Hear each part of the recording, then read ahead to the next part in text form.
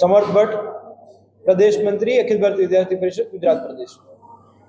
આવતીકાલથી 1 એપ્રિલના રોજથી Gujarat common admission services નામનું પોર્ટલ જે ગુજરાત સરકાર દ્વારા ચાલુ કરવામાં આવી રહ્યું છે એ મને લાગે છે શિક્ષણ જગત માટે એક દૂરગામી નિર્ણય છે, પરંતુ આમાં ઘણી વિસંગતતાઓના લીધે એક વિદ્યાર્થીઓમાં અસમંજસ પણ છે, મૂંઝવણમાં પણ છે।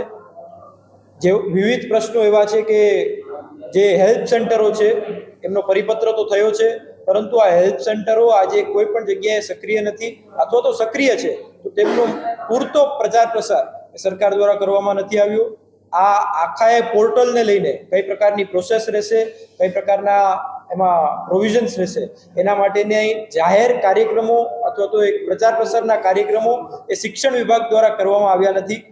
આ નોડલ ઓફિસર્સની જે નિમણૂકની વાત છે તેમાં પણ વિદ્યાર્થીઓને કોઈ પણ પ્રકારની મૂંઝવણ હોય, તેમને અસમંજસમાં હોય તો તે કોઈ અધિકારી સાથે વાત કરી શકે તેવી વ્યવસ્થા આજના સમયમાં જણાતી નથી। અમુક 2-4 યુનિવર્સિટીને બાદ કરતા કોઈ પણ યુનિવર્સિટીમાં આજે નોડલ ઓફિસર્સની નિમણૂક થયેલ નથી। એ ત્વરિતપણે આ નિમણૂક કરી વિદ્યાર્થીઓની અસમંજસતા દૂર થાય તેવો પણ એક વિદ્યાર્થી પરિષદની માંગ છે। અને જે ઇન્ટેકનો સવાલ છે, કઈ કોલેજમાં કેટલી ઇન્ટેક છે, કેટલું મેરિટ છે, તેમની પણ કોઈ પણ પ્રકારની સ્પષ્ટતા નથી। વિદ્યાર્થી પરિષદની માંગ છે કે સીટ મેટ્રિક્સ એ પોર્ટલ ઉપર મૂકવામાં આવે અને જે રાઉન્ડ કેટલા લેવામાં આવશે, આજે યુજીનો વિદ્યાર્થી, યુજી માટે પ્રવેશ ઈચ્છુક વિદ્યાર્થી એ કેટલા રાઉન્ડ મળશે, તેમને કેટલી તકો મળશે એની કોઈ સ્પષ્ટતા નથી। પીજીના વિદ્યાર્થીઓ એમની પ્રક્રિયા ક્યારે ચાલુ થશે, પીજીના વિદ્યાર્થીઓના એડમિશન્સ ક્યારે ચાલુ થશે તેમની પણ કોઈ સ્પષ્ટતા નથી। એ ખૂબ મોટા પ્રશ્નોને લઈને વિદ્યાર્થી પરિષદનું એક ડેલિગેશન આવતીકાલે પણ મુકેશ કુમાર જે ચીફ સેક્રેટરી સાહેબ છે તેમને શિક્ષણ વિભાગના ચીફ સેક્રેટરીને મળી અને આ પ્રશ્નોને અવગત કરાવશે। આવનારા સમયમાં વિદ્યાર્થી પરિષદ પણ આ પ્રશ્નોમાં કેવી રીતે સમાધાન રૂપી કરી શકે એના પ્રયાસો કરશે। જિલ્લા કેન્દ્રો સુધી તમામ જિલ્લામાં હેલ્પ સેન્ટર, તમામ જિલ્લાની હેલ્પલાઇન આવા અને ઇન્સ્ટાગ્રામ હેન્ડલ એ પણ બનાવવાના પ્રયાસો વિદ્યાર્થી પરિષદ કરશે। જ્યારે આ વાત કરવામાં આવી કે આ પ્રકારની એક પ્રક્રિયા તેઓ લઈને આજ દિવસ સુધી નથી। યુનિવર્સિટીઓ એડમિશન કરશે, શિક્ષણ વિભાગ એડમિશન કરશે, તેની પણ સ્પષ્ટતા વિદ્યાર્થીઓ વચ્ચે નથી।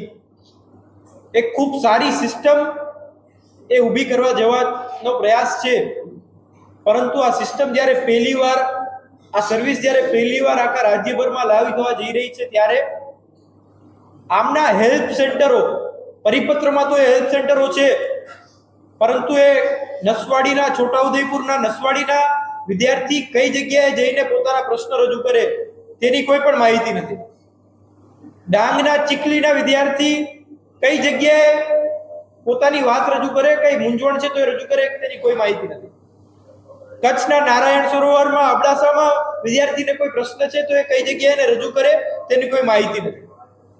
એટલે વિદ્યાર્થી પરિષદની સ્પષ્ટ માંગ છે કે આ જે કોઈ પણ પ્રક્રિયા છે તેના માટે જે વિશ્વવિદ્યાલયો છે તેમાં હેલ્પ સેન્ટર ખોલવામાં આવે। હેલ્પ સેન્ટર હોય, તેમના નોડલ અધિકારી હોય, નોડલ ઓફિસર હોય અને હેલ્પલાઇન નંબર પણ વિભાગ એ જાહેર કરવામાં આવે।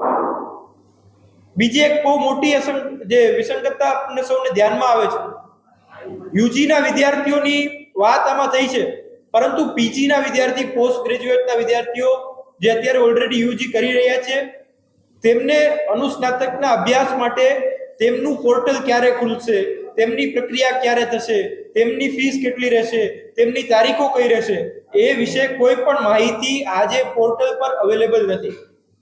પીજી કરવા ઈચ્છુક, માસ્ટર્સ કરવા ઈચ્છુક બહુ મોટો વર્ગ એ ગુજરાતમાં છે, પીએચડી કરવા ઈચ્છુક બહુ મોટો વર્ગ ગુજરાતમાં છે।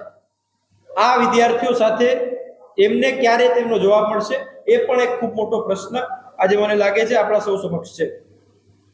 બીજો ખૂબ મોટો પ્રશ્ન કે ઓટોનોમસ કોલેજીસ, આ ઓટોનોમસ કોલેજીસના એડમિશન કેવી રીતે થશે એના પર કોઈ પણ પ્રકારની ચોખવટ આ પરિપત્રમાં નથી। આ જે પોર્ટલ છે એના ઉપર વિદ્યાર્થી પરિષદની માંગ છે કે જે તે કોલેજોની સીટ મેટ્રિક્સ એ સીટ મેટ્રિક્સ મૂકવામાં આવે, એ સીટ મેટ્રિક્સ સાથે મેરિટ કેટલું છે એ પણ મૂકવામાં આવે.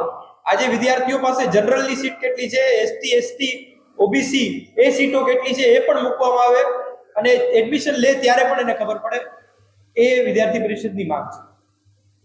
બીજી મુખ્ય માંગ એ છે કે 15 દિવસના સમયગાળામાં પરિપત્રમાં એવું સૂચવેલ છે કે બોર્ડના પરિણામના 2 અઠવાડિયામાં આ વિદ્યાર્થીઓએ રજીસ્ટ્રેશન કરવાનું રહેશે.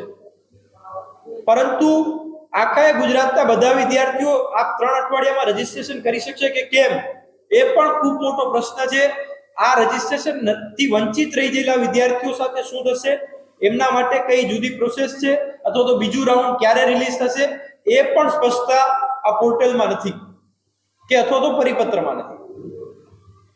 બીજો ખૂબ મોટો પ્રશ્ન એ છે કે કોઈ વિદ્યાર્થી કદાચ 12મામાં ફેલ થયો, એના માટેની જોગવાઈ તો છે, પરંતુ ગ્રીવેન્સ સેલ, કોઈને મેરિટ ઓછું છે વધારે છે એવું કોઈ ગ્રીવેન્સ છે તો ગ્રીવેન્સ સેલ ક્યુ છે, શિક્ષણ કયો નોડલ ઓફિસર છે, કયા નોડલ ઓફિસર સાથે વાત કરવાથી એ પ્રશ્ન સુલઝાઈ શકાય, એની કોઈ પણ પ્રકારની સ્પષ્ટતા આજના પરિપત્રમાં કે પોર્ટલમાં નથી.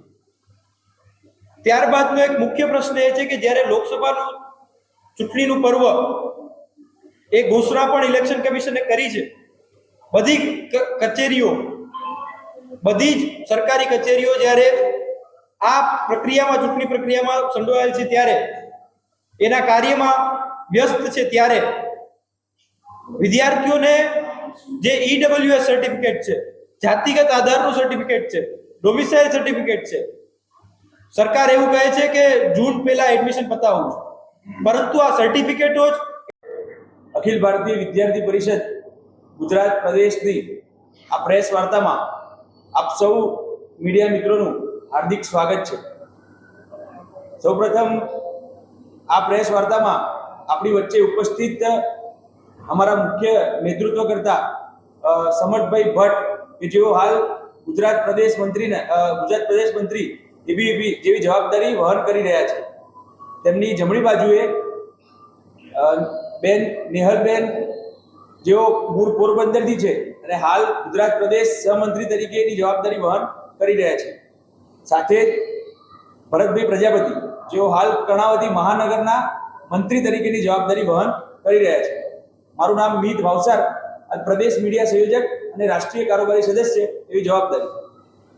આજે આ પ્રેસ વાર્તા કરવાનું મુખ્ય કારણ કે ગુજરાત સરકારના શિક્ષણ વિભાગ દ્વારા હાલમાં જ ગુજરાત કોમન એડમિશન સર્વિસીસ નામનું એક પોર્ટલ લોન્ચ કરવામાં આવ્યું છે, જે એક સેન્ટ્રલાઇઝ અને એક કેન્દ્રીય એડમિશન પ્રક્રિયા ચલાવવાની માંગ એ વિદ્યાર્થી પરિષદની ઘણા વર્ષોથી હતી.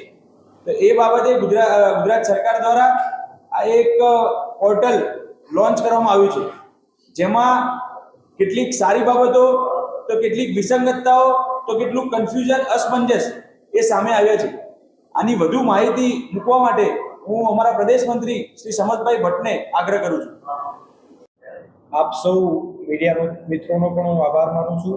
જે પ્રકારે વિદ્યાર્થી પરિષદની જે લડત આજની નહીં પરંતુ વર્ષ 2018થી જે લડત વિદ્યાર્થી પરિષદ ગુજરાત આખામાં લડે છે, જે યુનિવર્સિટીઓમાં કઈ પ્રકારે ઓફલાઈન એડમિશન થકી પ્રાઇવેટ કોલેજો, સેલ્ફ ફાઇનાન્સ કોલેજો, અફિલિએટેડ કોલેજોને ફાયદા કરાવવાના ષડયંત્રો ખૂબ મોટા ચાલી રહ્યા હતા, તેની વિરુદ્ધ કઈ પ્રકારે આખું શિક્ષણ જગત એક થઈને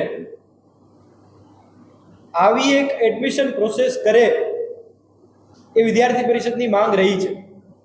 અમારા સ્થાપના દિવસના દિવસે પણ 9 જુલાઈ 2019ના દિવસે પણ ગુજરાત યુનિવર્સિટીના એ મુખ્ય ટાવરમાં વિદ્યાર્થી પરિષદનું એ આંદોલન કેન્દ્રીય પ્રવેશ પ્રક્રિયા માટે ચાલુ હતું. જે જીકાસ પોર્ટલ છે એ ગુજરાતના શિક્ષણ જગત માટે મને લાગે છે ખૂબ દૂરદર્શી નિર્ણય છે, પરંતુ આ નિર્ણયમાં ખૂબ કાચું કપાયું હોય તેવું પણ લાગે છે. આ નિર્ણય માટે પૂરતી ચર્ચા શિક્ષણ જગતના તમામ જેને ભાગીદારો કહીએ, સ્ટેક હોલ્ડર્સ કહીએ, તેમની સાથે થયેલ નથી તેવું જણાય છે. જીકાસ પોર્ટલ આવતીકાલથી લાઈવ થવા જઈ રહ્યું છે. આ પબ્લિક યુનિવર્સિટીઝમાં પ્રવેશ માટે એક પોર્ટલ થકી આ પ્રવેશ મળે તેવો એક ખૂબ સારો પ્રયાસ તો થવા જઈ રહ્યો છે. પરંતુ વિદ્યાર્થીઓને ક્યારે ક્યાં સેન્ટરો બધા જ જિલ્લા કેન્દ્રો ઉપર ચાલુ થાય તેવો પરિષદનો પ્લાન છે. પરિષદની યોજના પણ છે. એની વિવિધ બેઠકો પણ સંગઠનાત્મક બેઠકો જે હોય છે તે પણ એબીવીપીએ કરી છે અને તમામ જિલ્લા કેન્દ્રો ઉપર એમને ફોર્મ ભરવાથી લઈને આજ જે મેં કહ્યું એ જાતિના આધાર છે, ઈડબ્લ્યુએસના આધાર છે, એ બધા આધારોમાં પણ મદદરૂપ થઈ શકે, એમને ગાઈડ બની શકે તેવા પ્રયાસો એક જવાબદાર સંગઠન તરીકે અમે કરવાના છે.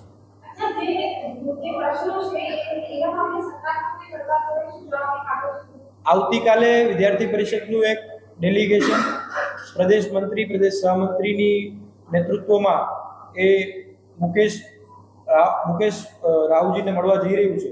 મુકેશ કુમાર જે મુખ્ય શિક્ષણ અધિકારી છે.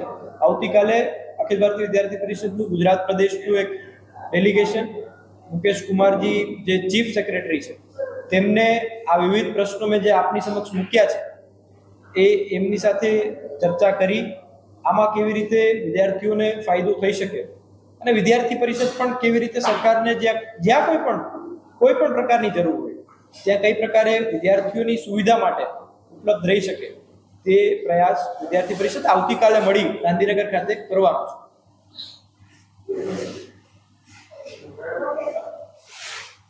મેં કહ્યું એમ આ ખૂબ જ દૂરગામી નિર્ણય છે, એમાં કોઈ શંકા નથી.